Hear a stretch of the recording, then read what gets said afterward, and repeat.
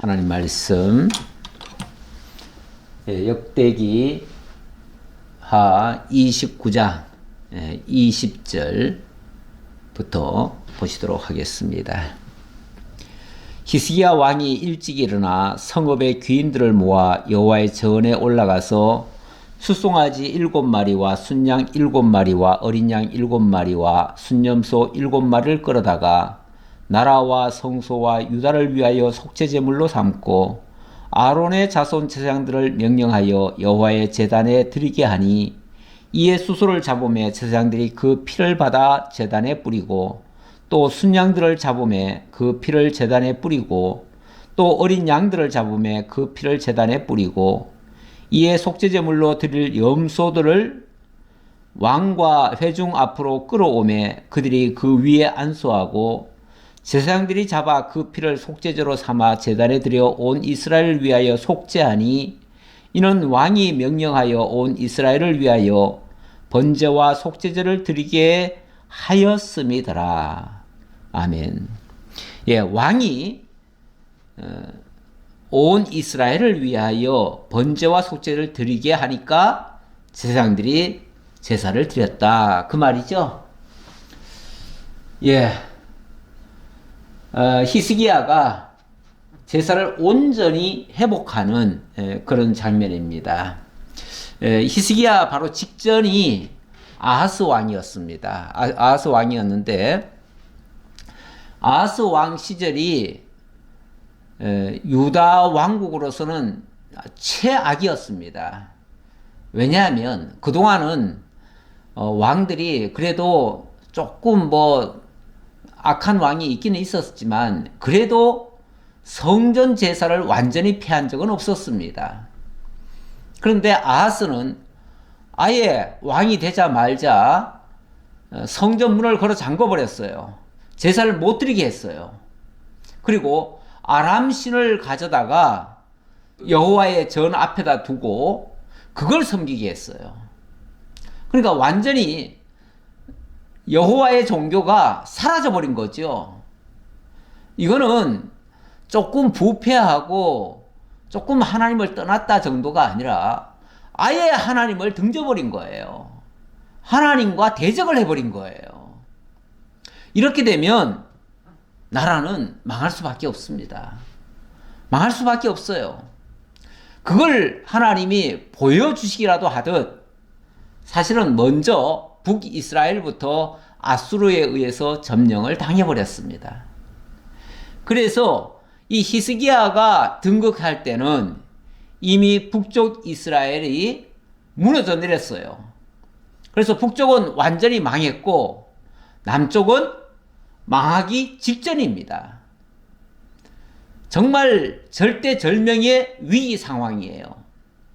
이 위기 상황에서 정말로 어렵게 왕위를 물려받은 히스기야가 제일 먼저 한 일이 뭐였습니까? 제일 먼저 한 일이 제사를 온전히 회복하겠다고 하는 이 목표 하에 제일 먼저 한 것이 성전의 수리를 하는 거죠. 성전 수리하고 그 다음에 속죄 제사를 드리는 겁니다. 지금 장면은 속죄 제사를 드리는 장면인데 20절부터 그러기 전에 왕으로 등극하자마자 원년에 그러니까 왕으로 등극하자마자 첫 해에 곧바로 성전을 수리했죠. 이거를 히스기야의 종교 개혁이다 이렇게 말씀드릴 수 있습니다. 개혁이라는 말은 원상복귀를 한다는 뜻이에요. 그러니까 망가진 종교를 망가진 하나님의 여호와의 종교를 다시 회복한다 그 말이죠. 그래서 아버지 아하스가 망가뜨린 성전을 수리하고요. 원년 그러니까 등극하자마자 첫해 정월 1월 1일 아침부터 1월 1일부터 성소를 정결케 합니다.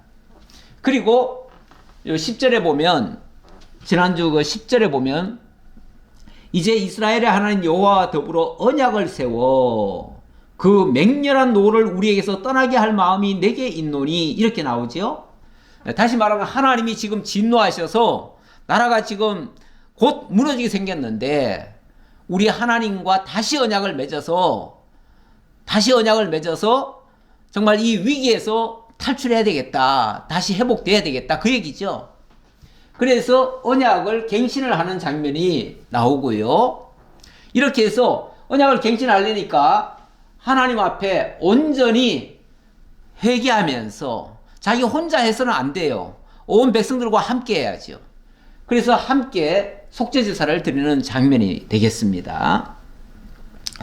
자, 그렇게 속죄제사를 드리는데 속죄제사를 드리는 그 장면을 보니까 먼저 20절 다시 보겠습니다. 히스기야 왕이 일찍이 일어나 성읍의 귀인들을 모아 여호와의 전에 올라가서 수송아지 7마리와 순양 7마리와 쭉 그런 얘기들을 하지요. 그 속죄제사에 합당한 그 제물들을 끌어와서 그걸로 하나님 앞에 제사를 드렸다 그 말이죠. 24절에 보면 제사장들이 잡아 그 피를 속죄제로 삼아 제단에 드려 온 이스라엘을 위하여 속죄하니 온 이스라엘을 위하여 속죄했다. 이것이 자 백성들을 위해서 온전히 속죄제사를 드렸다 그 얘기죠. 속죄하니 이는 왕이 명령하여 온 이스라엘을 위하여 번제와 속죄제를 드리게 하였음이라. 이렇게 해서 온전한 제사를 드렸다 그 말이죠. 요거는 열왕기에서 제가 이 말씀을 가져온 이유는 그 당시 얼마나 위기 상황이었는가를 보여주는 장면이긴 한데, 요게 물론 시점이 그 직전인지 직후인지는 정확히 알 수 없습니다만은 어쨌든 그 당시가 위기 상황이었다는 건 분명합니다. 얼마나 위기 상황이었는지 히스기야가 그 소식을 듣고 그 자신이 먼저 옷을 찢고 굵은 배를 두르고 여호와의 전에 들어가서 이렇게 합니다. 기도를 합니다. 먼저 회개 기도하는 거죠. 회개 기도하면서 아모스의 아들 선지자 이사야에게 사람을 보냅니다. 쉽게 말하면 지금 이 위기 상황을 타개할 수 있는 유일한 방법은 하나님께로 돌아가야 되는데, 하나님께 돌아가려면은 선지자의 말을 들어야지요. 그래서 선지자를 찾는 거예요. 전에 같으면은 선지자가 도망 다녔습니다. 선지자를 잡아서 죽이려고 했어요. 그런데 히스기야는 오히려 그 선지자를 빨리 찾아서 선지자에게 부탁을 하는 거예요. 우리를 위해서 좀 기도해달라 이렇게 부탁을 하는 거예요. 그러면서 뭐라고 부탁을 하냐면 그들이 이사야에게 이르되 히스기야의 말씀이 오늘은 환난과 징벌과 모욕의 날이라. 환난과 징벌과 모욕의 날이다. 지금 유다가 얼마나 위기 상황에 놓였는가를 지금 보여주는 장면이에요. 엄청난 지금 환난이 닥쳐왔어요. 지금 아수르가 이스라엘을 죽이겠다고, 다 멸하겠다고 북쪽 이스라엘을 먼저 무너뜨리고 그리고 남쪽으로 쳐내려왔어요. 이런 상황이에요. 지금 절대절명의 위기 상황이에요. 그러니까 이것이 환난이고 또 이거는 하나님의 엄청난 지금 징계예요. 징계라는 걸 알아요. 히스기야는 너무나 잘 알아요. 뿐만 아니라 이것은 저 원수들로 하여금 모욕을 당하는 날이에요. 그래서 환난과 징벌과 모욕의 날이다 이렇게 얘기를 합니다. 그런데 아이를 낳을 때가 되었으나 해산할 힘이 없도다. 쉽게 말하면 우리가 뭔가 회개를 하고 하나님께로 다시 돌아가려고 하는데 그럴 힘이 하나도 없다 그 말이에요. 하나도 없다. 우리 힘으로는 어떻게 할 방법이 없다. 능력도 없고 힘도 없고 의지도 안 되고 모든 게 다 부족하다 그 말이죠. 그러니까 좀 도와달라 그 얘기예요. 이 이사야에게 사람을 보내가지고 좀 도와달라. 이와 같이 히스기야 왕의 신복이 이사야에게 나가니 이사야가 그들에게 이르되 너희는 너희 주에게 이렇게 말하라. 너희 왕한테 가서 이렇게 얘기해라 그 말이죠. 여호와의 말씀이 너는 아수르 왕의 신복에게 들은 바 나를 모욕하는 말 때문에 두려워하지 말라.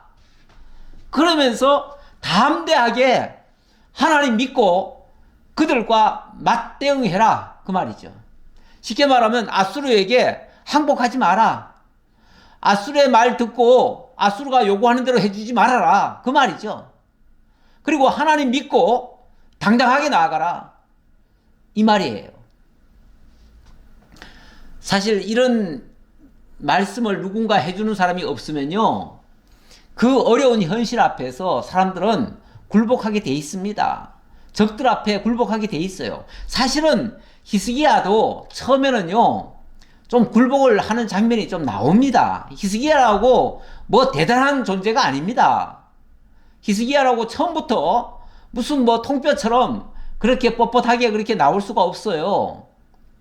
아니 지금 뭐 나라가 지금 태풍 앞에 지금 선 느낌인데 우선 살고 봐야 되지 않겠어요? 그래서 우선 방법을 찾지 않겠어요? 자, 25절입니다. 그래서 지금 히스기야가 어찌 보면 백성들을 위해서 속죄제사를 드리면서 진정한 개혁을 하는데 그 첫 번째가 뭐냐면 본인 자신이 회개를 하는 겁니다. 성전에 가서 회개했다고 그랬죠? 그리고 속죄제사를 드려요. 그리고 두려워하지 말라고 하니까 하나님을 절대적으로 신뢰를 하게 돼요. 그리고 하나님께 경배하면서 정말 하나님 섬기는 일을 제1로 하는 거죠. 이게 회복의 진정한 회복의 길이에요. 그래서 제가 진정한 개혁이라고 했는데, 진정한 개혁이라고 하는 것은 이런 절차에 의해서 이루어진다, 그 얘기예요. 자, 왕이 레위 사람들을 여호와의 전에 두어서 다윗과 왕의 선견자 각과 선자 나단이 명령한 대로 재금과 비파와 수금을 잡게 하니 이는 여호와께서 그의 선자들로 이렇게 명령하셨습니다. 예, 아직은 거기까지 안 나갔는데요. 자, 일단은 다 우리 하나님 앞에 온전한 제사를 드리자. 물론 앞에서 속죄제사를 드렸습니다만은 속죄제사가 제사의 전부는 아니에요. 속죄라고 하는 것은 어떤 의미에서 회개라고 하는 그 측면이 강하지요. 자, 회개하고 나서는 하나님 앞에 찬송하고 하나님께 영광 돌리는 이러한 일도 뒤따라 와야지요. 속죄제사, 우리 죄만 용서해 주세요, 이렇게만 하면 되겠습니까? 그 앞에서 다시 힘을 내고 다시 일어서는 장면도 나와야지요. 이게 쉽게 말하면 찬양하는 거예요. 그래서 일찍이 다윗이 그 제사 제도 중에 찬양의 제사 드리는 장면이 많이 나오잖아요. 다윗 시대 때 실제로 그 아삽이나 나단이나 이런 사람을 통해서 그 악기를 불게 하고 또 찬양의 제사를 드리게끔 했었거든요. 그랬는데 그것도 그동안 멈췄어요. 멈췄는데 그 후손들로 하여금 다 오게 해가지고 다시 다윗의 악기를 잡고 제사장들이 나팔을 불고 이렇게 했다, 그 말이에요. 자, 26절. 레위 사람은 다윗의 악기를 잡고 제사장은 나팔을 잡고 섬에 히스기야가 명령하여 번제를 제단에 드릴세. 번제 드리기를 시작하는 동시에 여호와의 시로 노래하고 나팔을 불며 이스라엘 왕 다윗의 악기를 울리고 온 회중이 경배하며 노래하는 자들은 노래하고 나팔 부는 자들은 나팔을 불어 번제를 마치기까지 이르니라. 예, 제사를 드리는데 찬송이 곁들여지는 제사였다, 그 말이죠. 단순히 소잡고 양 잡아서 드리는 제사가 아니라 거기에 여호와의 영광을 찬양하는 그런 제사를 드렸다. 제사 드리기를 마침에 왕과 그와 함께 있는 자들이 다 엎드려 경배하니라. 모두가 다 하나님 앞에 경배하게 됐다. 찬양과 경배, 그 얘기죠. 자, 그 다음 30절, 31절입니다. 31절로 36절. 자, 이렇게 제사를 드리고 나니까 온 백성들도 기뻐하며 자원해서 감사 제물을 하나님께 드리는 장면입니다. 그래서 자원하는 감사 제물을 하나님 앞에 드리게 되는 내용인데요. 자, 이에 히스기야가 말하이르되 너희가 이제 스스로 몸을 깨끗하게 하여 여호와께 드렸으니 마땅히 나와 제물과 감사 제물을 여호와의 전으로 가져오라 하니 회중이 제물과 감사 제물을 가져오되 무릇 마음에 원하는 자는 또한 번제물도 가져오니. 자, 이 제사에 참여하려면 당연히 자신을 깨끗하게 하고, 그리고 또 제물과 감사 제물을 가지고 나오라. 이제 그렇게 왕이 명을 한 것 같아요. 그랬더니 마음에 원하는 자들이 제물을 가져오기 시작합니다. 예, 원래 구약 시대는 사실은 이 자원하는 예물이라는 개념이 조금 미약하죠. 미약하고 어찌 보면 좀 의무적인 그런 헌물 중심으로 제사가 드려집니다. 그랬는데 이 히스기야가 자원하는 제물을 드리도록 했네요. 이 자원하는 제물. 그러니까 원래 제사라고 하는 것, 제물이라고 하는 것은 원칙은 자원하는 예물이 맞습니다. 자원해서 드리는 것이 맞아요. 그런데 그동안은 율법적으로 그것이 드려지다 보니 정한 게 있었죠. 그러니까 정한 양만큼 정한 사람들이 정한 제사를 드렸어요. 그랬는데 이제 히스기야는 자원해서 제사에 참여하라 이렇게 얘기를 했습니다. 그렇게 해서 가져온 제물이 회중이 가져온 번제물의 수요는 수소가 70마리요 순양이 100마리요 어린 양이 200마리이니 이는 다 여호와께 번제물로 드리는 것이며, 예, 요거는 번제용으로, 번제라고 하는 거는 온전히 다 태워드리는 제사를 번제라고 합니다. 근데 온전히 태워드린 제사가 요 정도의 양이었고요. 또 구별하여 드린 소가 600마리요 양이 3000마리라. 예, 요거는 이제 또 다른 제물이죠. 감사 제물이라고도 할 수 있겠죠. 이 감사 제물이라고 하는 거는 제사를 드린 다음에 함께 나누기도 해요. 그러니까 이 양은 상당히 많은 거죠. 예, 이렇게 600마리, 3000마리 이렇게 얘기를 하니까 이건 양이 엄청나게 많잖아요. 그런데 제사장이 부족하여 그 모든 번제 짐승들의 가죽을 능히 벗기지 못하는 거로 그의 형제 레위 사람들이 그 일을 마치기까지 돕고 다른 제사장들이 성결하게 하기까지 기다렸으니 이는 레위 사람들의 성결하게 함이 제사장들보다 성심이 있었음이라. 예, 여기도 참 말이 표현이 재밌는데요. 레위 사람들의 성결하게 함이 제사장들보다 성심이 있었다.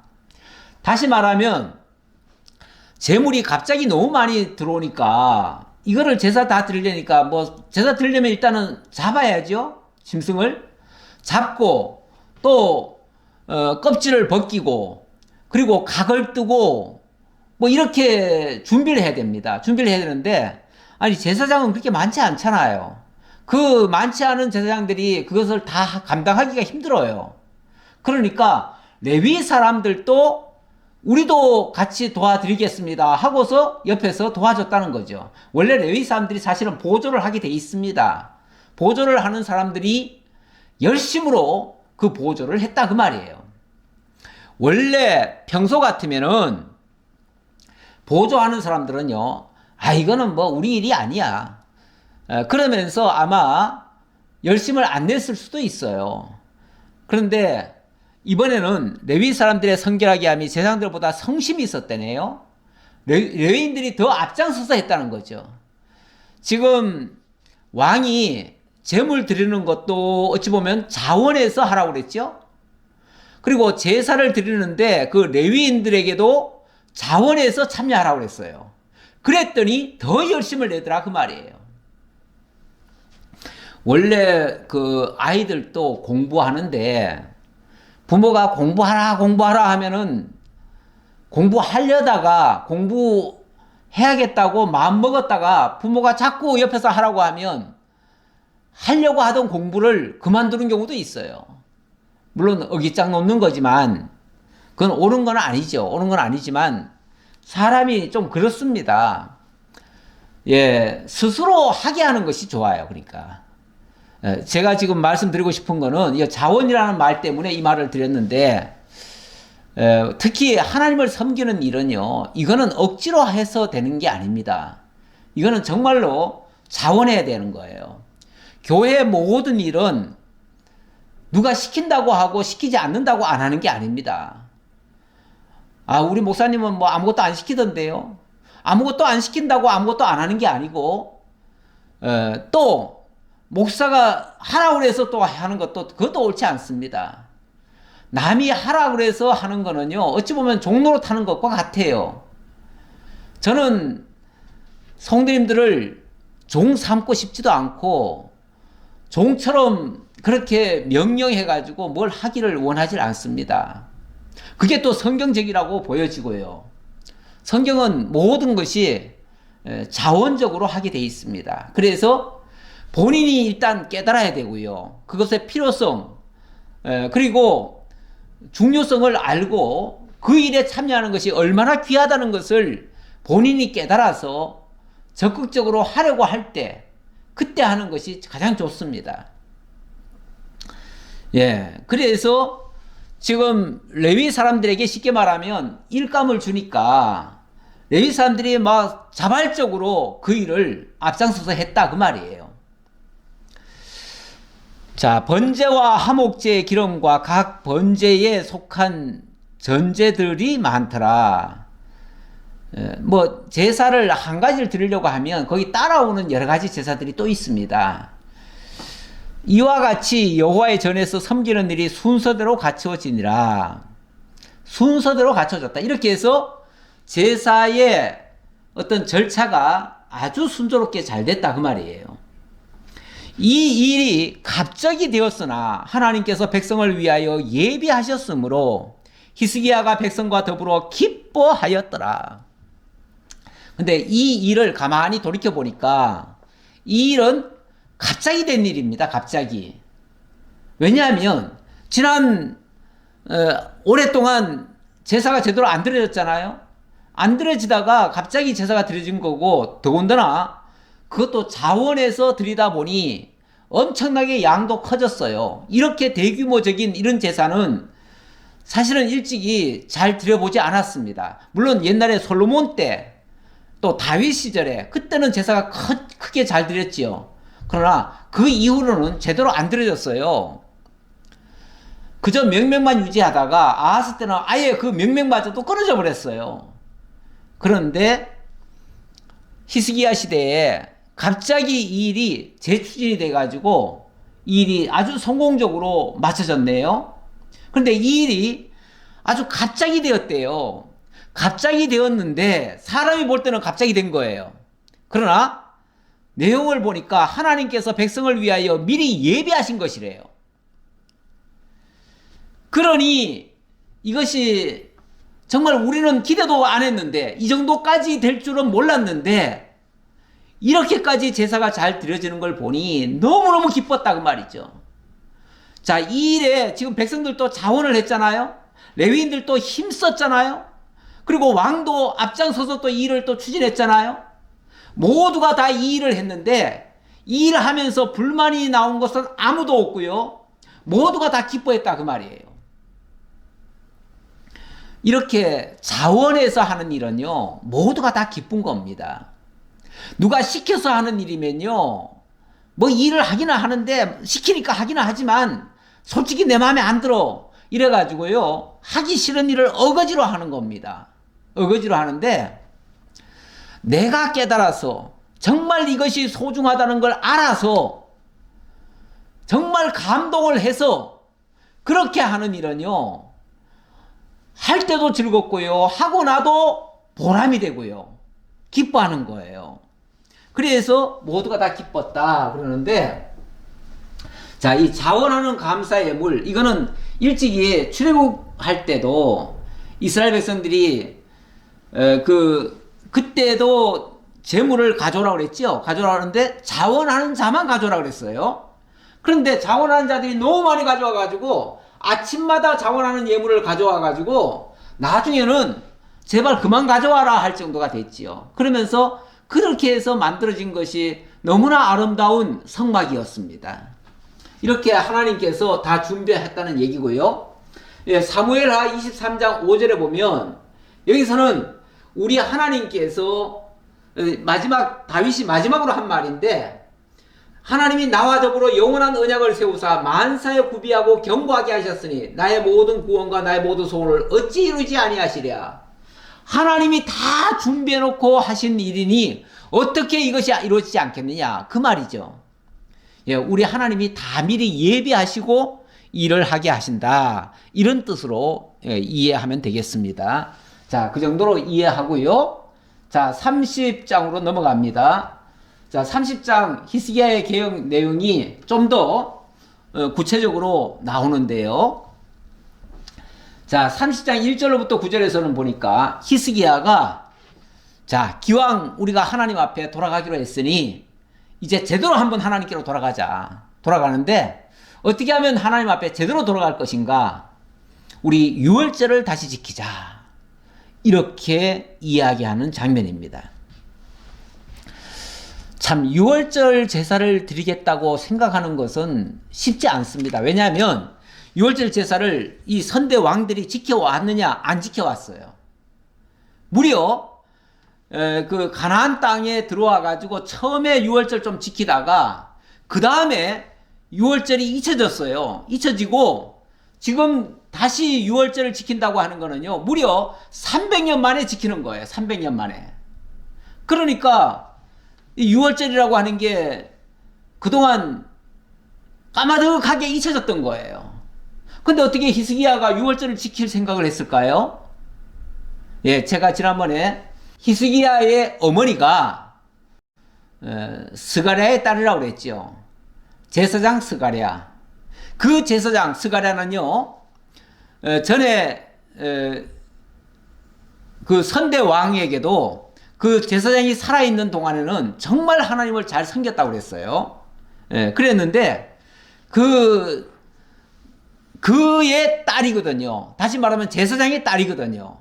제사장의 딸이 어머니예요. 그러니까 이 어머니가 아마도 이 유월절에 대해서 가르쳤던 것 같아요.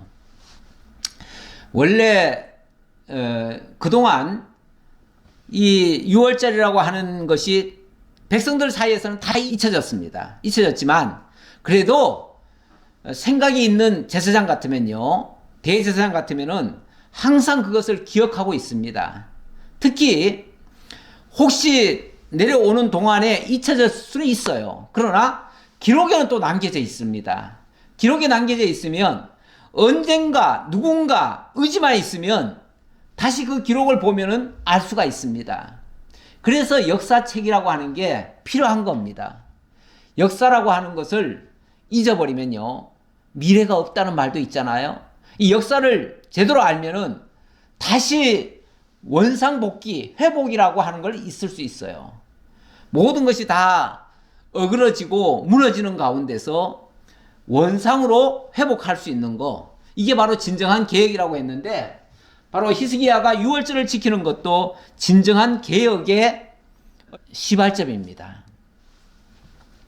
자, 이번에 히스기야가 유월절 제사를 드리는데 이거를 단순히 유다 민족에게만 제사를 드리는 게 아니라 이번 기회에 저 북쪽의 이스라엘 사람들까지도 유월절에 다 참여하도록 유월절 제사를 쉽게 말하면은 시작을 하고, 그 유월절 제사에 북쪽 이스라엘 사람들까지도 다 참여를 하도록 사람을 보내가지고, 보발꾼들을 보내가지고 그들도 참여하도록 그렇게 유도를 합니다. 이게 가능하게 된 거는요, 지금 북쪽 이스라엘이 무너져 버렸어요. 북쪽 이스라엘이 아수르에 의해서 이미 무너졌어요. 무너지고 남쪽도 물론 위기 상황입니다. 남쪽도 위기 상황이긴 하지만 북쪽이 무너진 것은 어찌 보면 남북이 연합할 수 있는 하나의 또 좋은 기회가 되는 거예요. 북쪽 이스라엘 입장에서 봐서는 이제 쉽게 말하면 나라가 없어져 버렸잖아요. 그 임금이 쉽게 말하면 폐위가 돼버리고, 그리고 아수르에 의해서 속국이 돼버렸어요. 이러니까 북쪽 이스라엘 사람들도 은연중에 남쪽을 동경하고 우리 이제부터는 남쪽으로 같이 내려가자, 이런 생각을 가질 수도 있거든요. 그럴 때에 그들에게 복음을 들려주는 거예요. 그들에게 들려주는 복음이 그냥 단순히 제사 드리자 이런 차원이 아니고, 우리 유월절을 드리자. 유월절. 유월절이 뭡니까? 유월절이 이스라엘 민족이 애굽 땅에서 종로로 타다가 거기서 하나님이 건져내 주신 거 아닙니까? 이건 이스라엘 민족적 구원을 가리키는 거예요. 그런 사건이기 때문에 엄청나게 귀중한 것이고, 이것이 북쪽까지도 같이 참여할 수 있는 아주 좋은 기회가 된 거예요. 자, 그래서 히스기야가 유월절 지키도록 보발꾼들을 보냈는데, 보발꾼들을 보내면서 편지를 보냈죠. 그랬는데 거기에 많은 사람들이 동조를 하는 게 아니라 조롱하는 자들도 있었어요. 비난하고 조롱하는 자들도. 왜 없겠어요? 당연히 있지요. 그런가 하면은 또 그 중에서 일부는 준행한 자들도 있었어요. 그렇게 해서 대다수는 물론 남쪽 사람들이 참여를 했지만 북쪽에서도 일부가 와서 그들도 함께 유월절을 지키게 되어집니다. 너무나 놀라운 역사지요. 회복의 역사지요. 이렇게 해서 유월절 회복으로 온 백성들이 함께 기뻐하는 이런 역사가 일어났어요. 이건 정말 새로운 역사예요. 새로운 역사. 히스기야가 온 이스라엘과 유다의 사람을 보내고 또 에브라임과 므낫세에 편지를 보내요. 예루살렘 여호와의 전에 와서 이스라엘 하나님 여호와를 위하여 유월절을 지키라 하니라. 왕이 방백들과 예루살렘 온 회중과 더불어 의논하고 둘째 달에 유월절을 지키려 하였으니 이는 성결하게 한 제사장들이 부족하고 백성도 예루살렘에 모이지 못하였으므로 그 정한 때 지킬 수 없었음이니라. 예. 자, 유월절을 지키라고 명령을 했는데 이 유월절 제사는 원래 정월 14일부터 제사를 드려야 되는 거거든요. 정월 14일부터 일주일간 제사를 드려야 됩니다. 그런데 정월 초하룻날부터 한 일이 뭐죠? 성전수리였죠. 성전수리. 성전수리를 약 2주간에 걸쳐서 18일간인가 그렇게 성전수리를 했습니다. 성전수리를 하니까 벌써 이미 6월절 절기 날짜는 넘어버렸어요. 그러니까 그때는 절기를 못 지켜요. 원래. 그런데 예외사항이 있습니다. 예외사항이 6월절 절기에 대한 예외사항이 뭐냐면, 원래는 정월 14일 날 6월절 제사를 드려야 되는데, 그러나 만약에 여행 중에 있다든지 아니면은 어떤 질병이 있다든지 무슨 사고가 있다든지 나라에 무슨 큰 어려움이 있다든지 이렇게 됐을 경우는 그때는 한 달을 늦춰가지고 2월 14일 날 제사를 드려도 된다. 이런 예외사항이 있어요.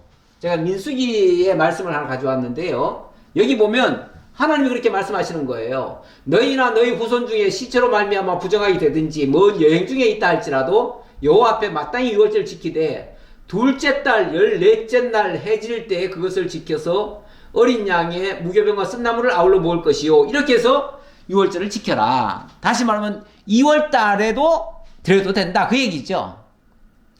원래 너무 날짜에 그냥 매이는 사람들이 있는데요. 날짜라고 하는 것은 그렇게 중요한 건 아닙니다.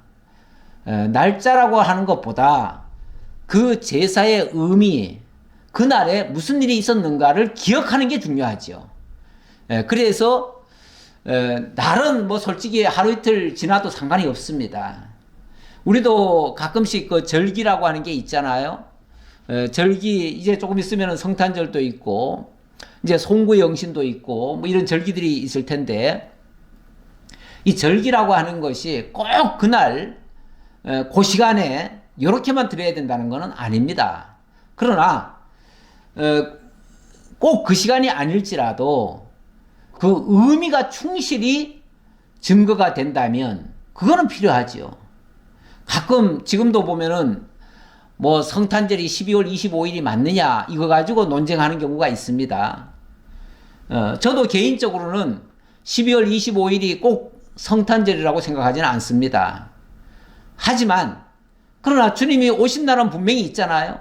그러니까 주님 오심의 의미를 찾을 필요는 있잖아요.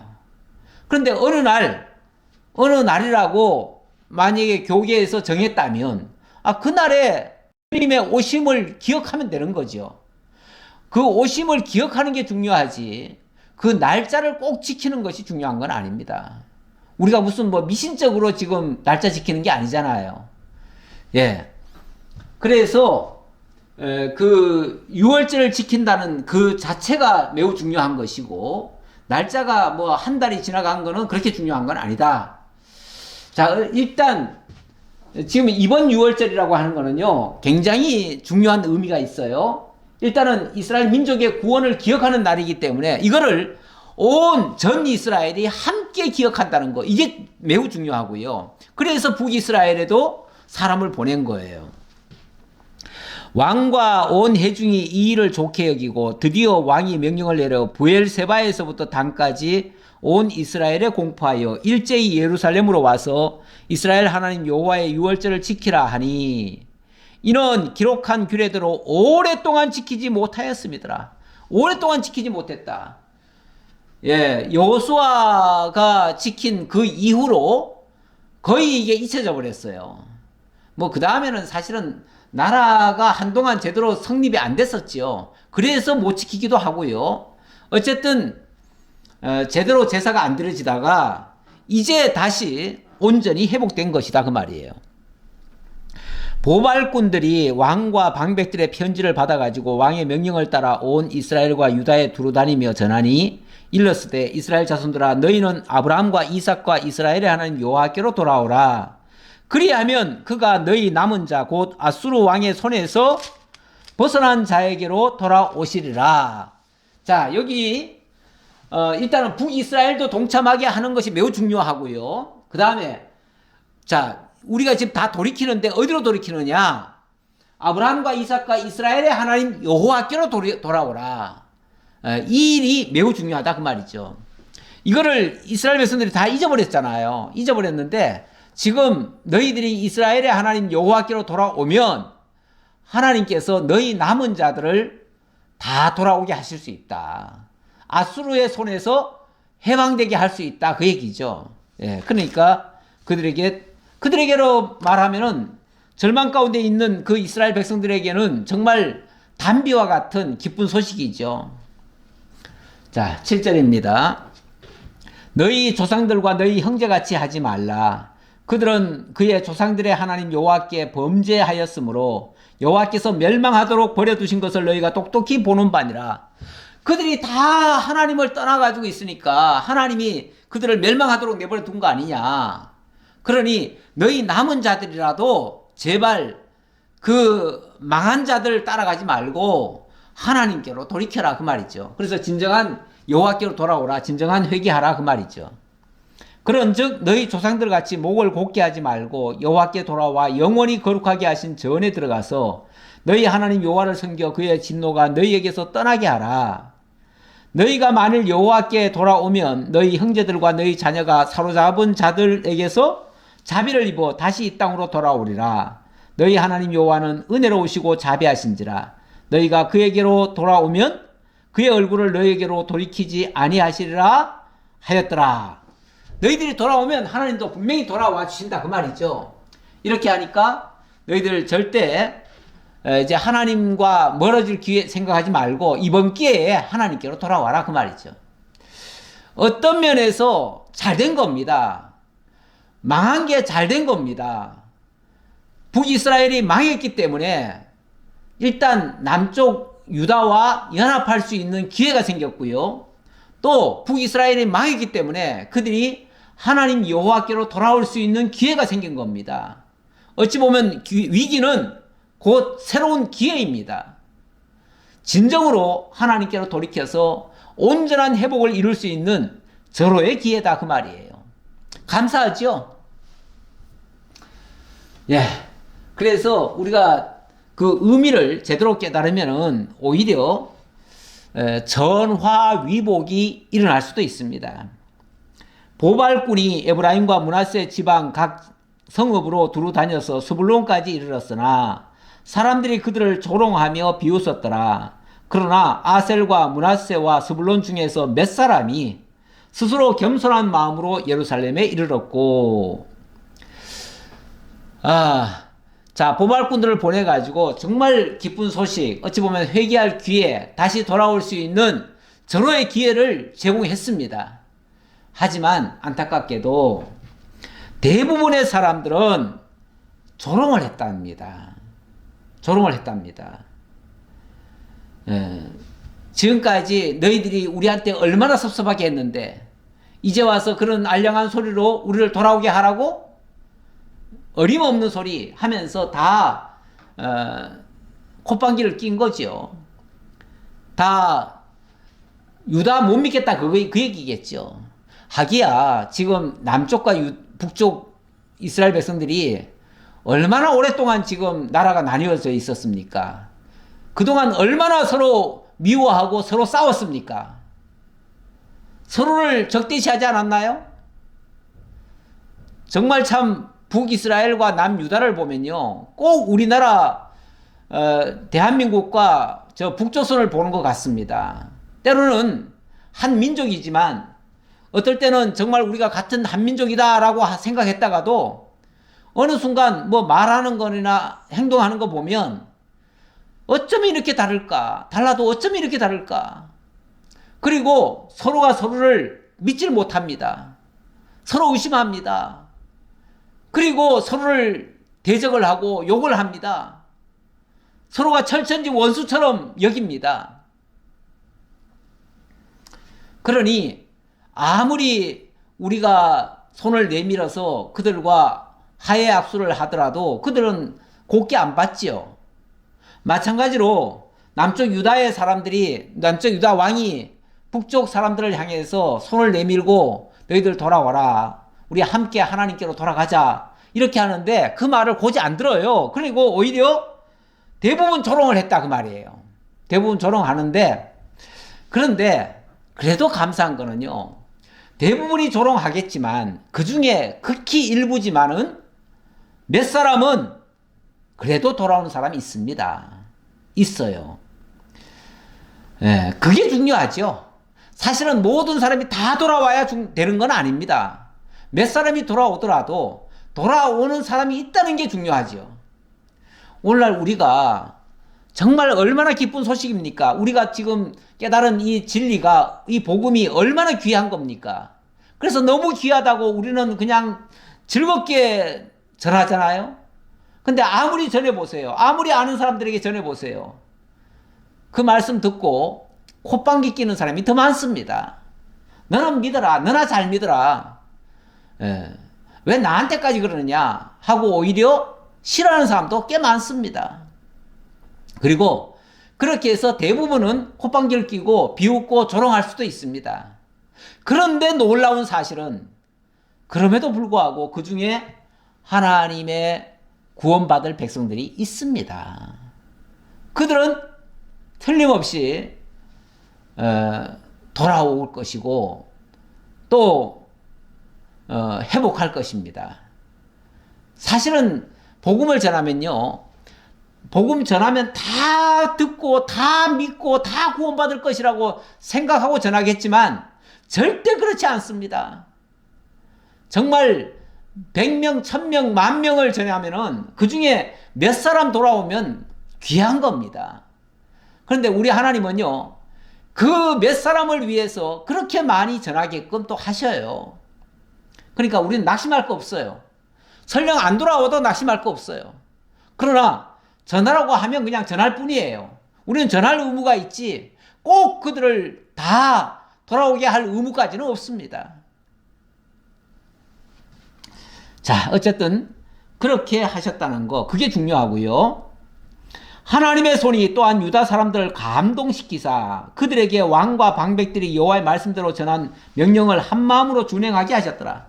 그런데 이렇게 북이스라엘을 향해서 쉽게 말하면 하해 손짓을 하고 그들 중에서 일부라도 돌아왔을 거 아니에요? 몇 사람이라도 돌아왔을 거 아니에요? 그러면 그걸 보고 남쪽의 그 이스라엘 유다 사람들은 또 감동을 하는 거예요. 감동을. 다는 안 돌아왔지만 몇 사람이라도 돌아와가지고 그들이 예를 들어서 간증을 한다고 칩시다. 정말 하나님을 다시 만난 그 이야기를 한다고 칩시다. 얼마나 기쁘겠어요. 얼마나 감동하겠어요. 아니 그들이 꼭 다 돌아와야 기쁩니까? 몇 사람만 돌아와도 남쪽 유다가 감동을 하는 거예요. 사실 우리가 복음을 전하면요, 복음을 전하면 그 돌아오는 사람도 물론 구원을 받으니까 너무 좋지요. 그러나 그 사람들이 돌아오든지 안 돌아오든지 그 또 예를 들어서 뭐 100명을 전했는데 한 명이 돌아왔다고 치더라도 지극히 적은 수가 돌아왔지만 그 한 사람 때문에 우리 모두가 다 감동을 하는 겁니다. 다 기뻐할 수 있어요. 그래서 새로운 성도 한 사람만 들어와도 기존에 있던 성도들이 다 기뻐하잖아요. 그게 그런 이치예요. 거기서 다 함께 하나님 앞에 감사를 드리게 되고 다 기뻐하더라 그 말이에요. 그런 원리다 그 말이죠. 우리 하나님이 이런 식으로 하시는데 복음을 전하면 당연히 조롱하는 사람 많습니다. 여기는 느헤미야 말씀을 가져왔는데 이스라엘 백성들이 그 하나님의 명을 따라서 성을 짓는다고 하니까 모든 사람들이 그 산발랏이라고 하는 그 사마리아 성 사람들이 막 조롱을 합니다. 조롱을 비웃고 조롱하고 막 그러면서 이렇게까지 하죠. 이 미약한 유다 사람들이 하는 일이 무엇인가? 스스로 견고하게 하려는가? 제사를 드리려는가? 하루의 일을 마치려는가? 불탄 돌을 흙무더기에서 다시 일으키려 하는가? 그러면서 그들이 건축하는 돌 성벽은 여호가 올라가도 곧 무너지리라. 이렇게 비난하고 조롱하고 이렇게 합니다. 근데 괜찮아요. 그런 소리 좀 들으면 어때요? 그런 소리 들어도 우리 하나님께서 얼마든지 역사하십니다. 다 되게 하십니다. 우리는 그거 믿고 가는 거죠. 조롱을 당하고 뭐 어떤 고난을 당한다 할지라도 그거 괜찮습니다. 이 고난이라고 하는 거는 크게 말하면 세 가지 종류가 있는데요. 베드로전서 3장 17절에 보면 선을 행함으로 고난받는 것이 하나님의 뜻인데 악을 행함으로 고난받는 것보다 더 낫다. 이런 말을 했는데요. 원래 고난이라고 하는 게 죄가 있어서 당하는 고난이 있습니다. 이런 건 징벌이라고 그러죠. 또 죄가 없이 당하는 고난도 있습니다. 이런 걸 애매한 고난이라고 그래요. 근데 의를 행함으로 당하는 고난도 있어요. 이건 정말 의로운 일이에요. 우리는 선을 행함으로 고난 당하면은 더 즐거워해야 돼요. 오히려 복음 전하고 고난 당하면 달게 받으셔야 돼요. 기쁘게 여기고 그게 오히려 우리 죄 짓다가 벌 받는 것보다 선을 행하고 고난 비난 받는 게 더 낫지요. 억울해하지 마시고 그런 의미로 말씀드리고요. 13절부터 22절 온 백성들이 유월절 지키면서 찬양하는 장면이 되겠습니다. 둘째 달에 백성이 유월절을 지키려 하여 예루살렘에 많이 모이니 매우 큰 모임이라. 무리가 일어나 예루살렘에 있는 제단과 향단들을 모두 제거하여 기드론 시내에 던지고 둘째 달 14째 날에 유월절 양을 잡으니 제사장과 레위 사람들이 부끄러워하여 성결하게 하고 번제물을 가지고 여호와의 전에 이르러 규례대로 각각 자기들의 처소에 서고 하나님의 사람 모세 율법을 따라 제사장들이 레위 사람의 손에서 피를 받아 뿌리니라. 자, 이렇게 제사를 지금 드리는 겁니다. 드리긴 드리는데 오랜만에 하다 보니까 온전치는 못해요. 뭔가 좀 문제도 조금 있어요. 그런데 어쨌든 제사 드릴 준비는 다 했다. 제사 드리기 전에 먼저 우상들 다 제거하는 작업부터 했었죠. 그래서 14절에 나오는 거는요. 예루살렘에 있는 제단과 향단들을 모두 제거해서 기드론 시내에 던졌다는 말은 우상을 다 철폐했다 그 얘기예요. 자, 그리고 하나님 앞에 제사를 드리기 시작했다. 17절 회중 가운데 많은 사람들이 자신들을 성결하게 하지 못하였으므로 레위 사람들이 모든 부정한 사람을 위하여 유월절 양을 잡아 그들로 여호와 앞에서 성결하게 하였으나 에브라임과 므낫세와 이사갈과 스불론의 많은 무리는 자기들을 깨끗하게 하지 아니하고 유월절 양을 먹어 기록한 규례를 어긴지라. 히스기야가 그들을 위하여 기도하여 이르되 선하신 여호와여 사하시옵소서. 이거 무슨 소리냐면 어쨌든 남쪽 유다 사람들은 그나마 유월절 제사를 드리는데 기본에 제사 드리던 습관이 있으니까 자신을 정결하게 하고 유월절 제사를 드렸어요. 그랬는데 북쪽에서 온 사람들은 오랫동안 제사라는 걸 안 드려봤어요. 안 드려보다 보니까 제사 드리는 법도 잊어버렸어요. 심지어는 제사 드리기 전에 먼저 성결하게 해야 되는데 성결하게 하는 일도 안 했어요. 그러다가 갑자기 와서 유월절 양을 먹으라고 하니까 그냥 막 먹어버린 거예요. 근데 부정한 상태에서 그런 걸 먹으면은, 재물을 먹으면은 자칫하면 하나님께로부터 진노를 받을 수 있거든요. 분명히 잘못됐지요. 잘못됐는데 이거를 히스기야 왕이 알고는 곧바로 하나님 앞에 제사를 드렸어요. 하나님, 이들이 뭘 잘 몰라서 이렇게 실수를 했습니다. 실수했더라도 하나님 몰라서 그런 거니까 하나님께서 용서해 주십시오. 이렇게 기도했다 그 말이에요. 요게 또 중요하죠. 요게. 예. 정말 아주 세심한 모습인데요. 아주 잘한 겁니다. 결심하고 하나님 곧 그의 조상들의 하나님 여호와를 구하는 사람은 누구든지 비록 성소의 결례대로 스스로 깨끗하게 못하였을지라도 사옵소서 하였더니 여호와께서 히스기야의 기도를 들으시고 백성을 고치셨더라. 그 백성들이 하마터면은 하나님께로부터 진노받고 자칫하면 뭐 죽을 수도 있어요. 그런데 우리 하나님께서 히스기야의 기도를 듣고는 하나님이 그들을 다 용서해 주셨대요. 설령 좀 서툴고 좀 잘못했다 할지라도 당연히 서툴지요. 이제 여지껏 안 해본 사람들이 이제 참여하는데 서툴지요. 우리 교회 생활도 그렇잖아요. 오랫동안 세상에서 살던 사람들이 교회에 처음 들어오면 교회 그 원리를 잘 모릅니다. 교회 문화도 잘 모르고요. 습관도 잘 모릅니다. 신앙생활을 어떻게 해야 될지도 잘 모릅니다. 그러다 보니까 좌충우돌 자기 식대로 하다가 실수할 수도 있어요. 하지만 그것 좀 잘못했다고 해가지고 무슨 중대한 범죄라고 생각하시면 안 됩니다. 그리고 먼저 아신 분들이 어떻게 신앙생활을 그런 식으로 하냐고 이렇게 책망하시면 안 됩니다. 절대로. 좀 모르면은 좀 가르쳐주면 되지요. 그리고 하나님 앞에 혹시 잘못했다면 하나님 앞에 회개하는 마음으로 대신 기도해주면서 일깨워주면 좋지요. 다 배워가면서 하는 거지 뭐 처음부터 잘하는 사람이 어디 있습니까? 우리 하나님께서도요, 뻔히 알고 잘못 저지르면은 그거는 큰 죄로 다스리지만 정말 몰라서 저지른 거 가지고는 그렇게 하나님이 진노하지 않아요. 예. 일깨우도록 기회를 주시겠죠. 기회를. 예루살렘에 모인 이스라엘 자손이 크게 즐거워하며 7일 동안 무교절을 지켰고 레위 사람들과 제사장들은 날마다 여호와를 칭송하며 큰 소리 나는 악기를 울려 여호와를 찬양하였으며 히스기야는 여호와를 섬기는 일에 능숙한 모든 레위 사람들을 위로하였더라. 이와 같이 절기 7일 동안에 무리가 먹으며 화목제를 드리고 그의 조상들의 하나님 여호와께 감사하였더라. 여기 7일 동안 무리가 화목제를 먹었다고 하잖아요. 이 화목제라고 하는 거는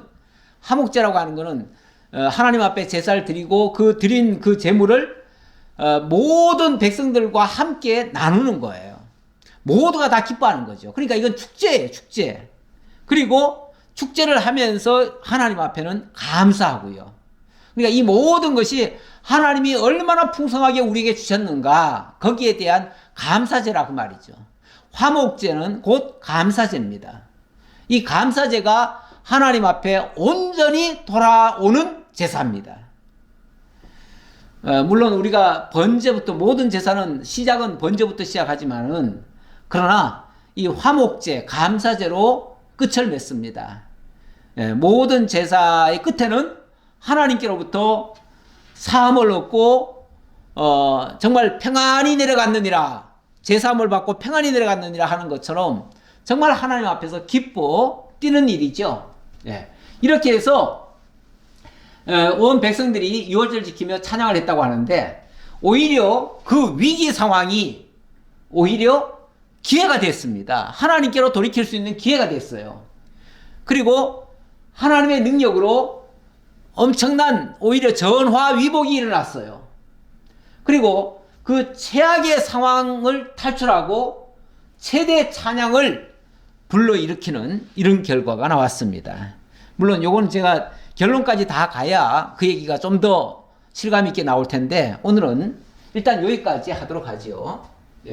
여기까지 하고 다음 주에 요 마저 하고 히스기야의 31장 히스기야의 온전한 개혁하는 것까지 마저 살펴보도록 하겠습니다. 기도하겠습니다. 아버지 하나님 감사합니다. 수많은 위기들이 믿음의 길 위에 놓여져 있습니다. 때때로 그것들 때문에 우리들의 길이 자초되기도 하고 우리들의 신앙이 멈칫멈칫하기도 합니다. 그러나 우리 하나님께서 주시는 그 위기는 오히려 기회가 되는 줄 알고 그 위기를 잘 돌파하면 오히려 하나님 앞에 감사와 찬송거리가 더 많아진다는 것, 그리고 전화 위복의 역사가 일어나고 하나님의 놀라운 능력의 영광이 나타난다는 것을 다시 한번 깨달았습니다.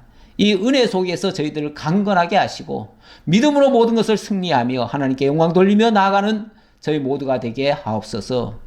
히스기야를 통해서 온전한 종교개혁을 저희들도 이뤄가는, 그리고 이 귀한 소식, 이 기쁜 소식을 널리 전하는 일에 우리도 히스기야처럼 힘써 나아가는 저희 모두가 되게 하옵소서. 베풀어 주시는 은혜 감사드렸고 예수님 이름으로 기도하옵나이다. 아멘.